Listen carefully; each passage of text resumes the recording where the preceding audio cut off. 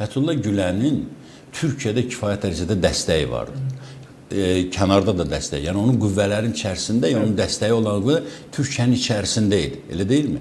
Ramiz Mehdiyevin Azərbaycan xalqı içərisində hansısa bir dəstəyi mi vardı?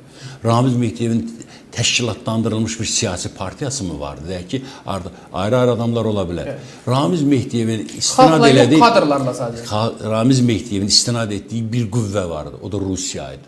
Bunu bilin. Yəni ki, Ramiz Mehdiyev 20-ci ildəki kimi sanki Əli-Heydər Qarayev, Çingiz Yıldırım kimi fikirləşir ki, bolşeviklər ki, Xəzər dənizindən gəmilər gələcək, Yalamadan da Qızıl Ordu girəcəkdir və burada hakimiyyət dəyişikliyinə mail olacaqlar və Ramiz Mehdiyev dansa. Yəni onun təfəkküründə o güc deyilən şey, Azərbaycan mənbəyi, onun gücünün mənbəyi Azərbaycan xalqı deyil.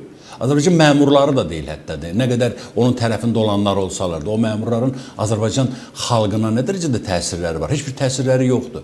Onun gücü, yeganə gücü elə Rusiya dövlətidir. Çünki Rusiyanın da Azərbaycanla münasibətinin o gərginliyi, mən demirəm, o gərginlik hələ də heç tamamilə sıradan çıxmıyor ki, müəyyən dərəcədə qalır. O gərginlikdən maksimum istifadə etmək, onun arxasında hesab elədiyi güc, yalnız istinad elədiyi güc Rusiya olubdur. Bax, burada o fakt üzəri çıxır ki, bu dövlətə xəyanətdir, bu hakimiyyəti zorla ələ keçirməkdir və s.